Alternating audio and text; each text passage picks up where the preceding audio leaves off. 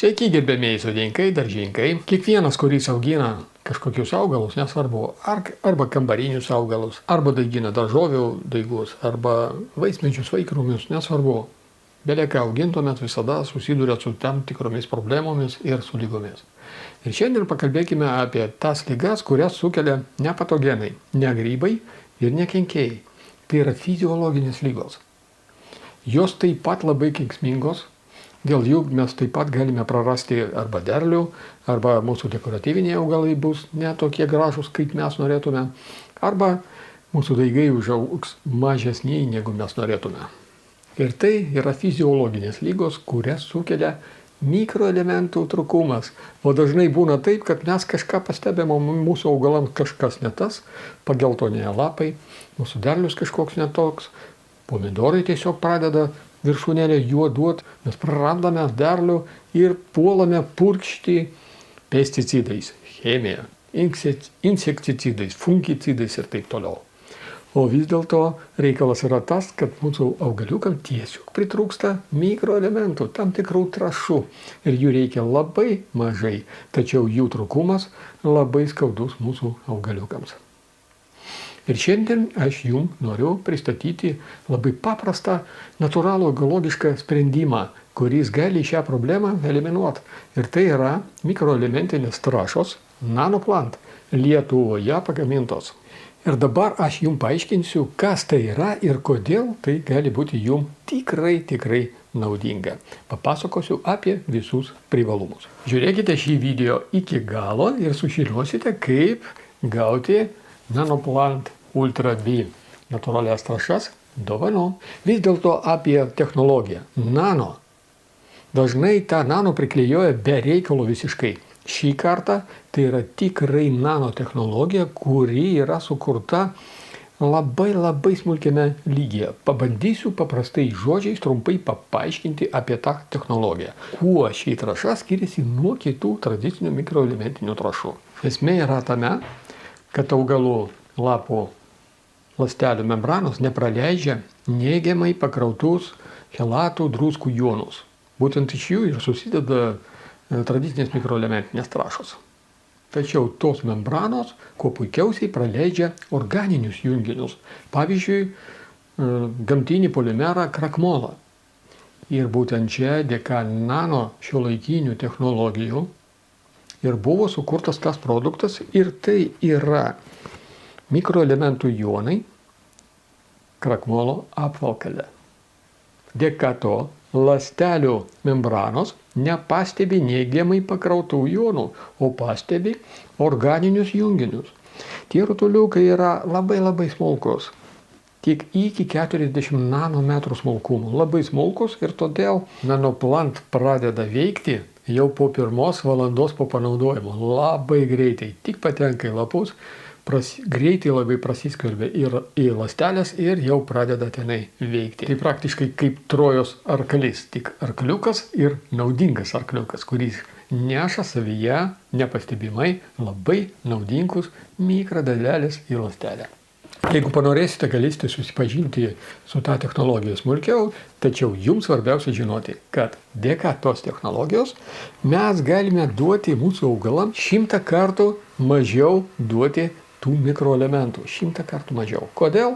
Nes praktiškai visi mikroelementai, kurie patenka ant lapų Nanoplanto, yra pasisavinami kuo puikiausiai.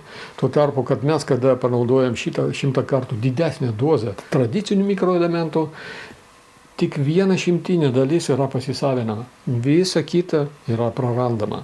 Tai čia tvarumo reikalas, kad mes galime pagaminti 100 kartų mažiau tų trąšų ir panaudoti ir gauti tą patį rezultatą. Ši trąša iki šiol buvo išbandyta laukuose, ūkininkai išbandė ir įsitikino jos veiksnumu. Ir dabar gamintojas nusprendė šią trąšą pagaminti mažesnę pakuotę tam, kad šią trąšą galėtų pasinaudoti ir sodininkai, ir daržininkai mėgėjai. Jinai yra visiškai universali. Galime naudoti bet kuriems augalams, bet kur ir bet kada. Svarbiausia, kad naudojame ant lapų. Kada lapų nėra, tai tada netikslinga šių trąšų naudoti. Universalumas tai yra pirmas privalumas. Jau kalbu apie privalumus. Kitas labai svarbus privalumas, kad ši trąša yra sertifikuota ekologiniams ūkiams. Tai reiškia, kad jinai yra visiškai ekologiška, kad jūs galite naudoti ją ir namuose tiesiog į šiltnamį ir jau ant nokstančių vaisių, visiškai ekologiška, vartokite tą derlių ir patys ir galite vartoti tą derlių savo vaikučiams. Ekologiškumas tai yra super.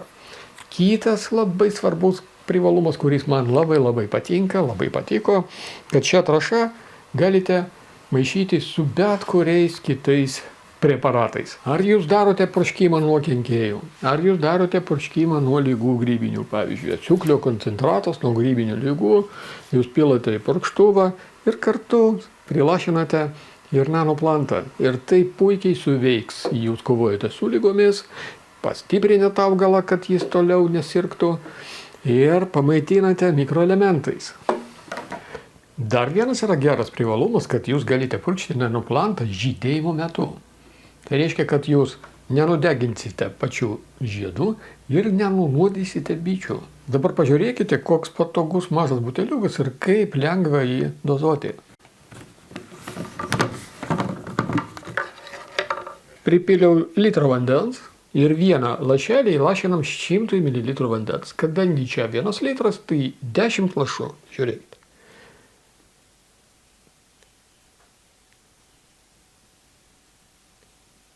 10. Viskas.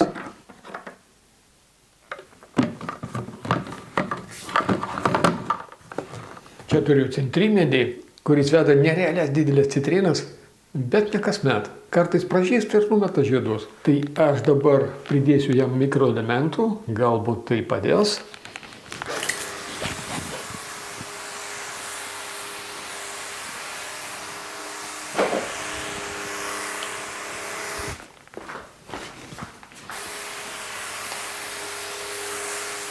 Purškiant mikroelementais nėra būtina padengti visą lapą ir iš viršaus, ir iš apačios.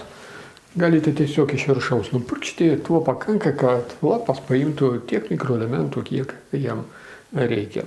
Dabar žiūrėkit, nupurškiau tą nemažą tokį medelį. Kiek čia išėjo, išeiga buvo litras. Pavyzdžiui, 20 ml tokiam medeliui, tai 1 litru įsivaizduokite, kiek galite nupurkšti augalų, naminių arba darže, tikrai daug. Ir litras tai yra tik 10 lašų. Tai šio buteliuko 1,15 ml jums užteks paruošti 45 litrus skysčio. Tai 45 litrais tikrai galite apdoroti labai daug augalų. O jeigu naudosite naminiams augalams arba, pavyzdžiui, daiginimui, tai šio buteliuko jums užteks labai ilgai, galbūt ir metams. Taigi labai nebrangus sprendimas, toks mažas buteliukas ir daug mikroelementų jūsų augalams. Taigi pagrindinius privalumus įvardijau, tai yra, kad jis ekologiškas, kad tvarus sprendimas, kad jo reikia labai mažai, kad universalus dalykas tinka visiems augalams, kad galima maišyti su bet kuriais produktais. Tiesiog pagaliau atradome tobulą sprendimą tręšimui mikroelementais. Nežinau, kas gali būti šiuo metu geriau. Taigi sodininkaukite ir daržininkaukite ekologiškai. Sėkmės.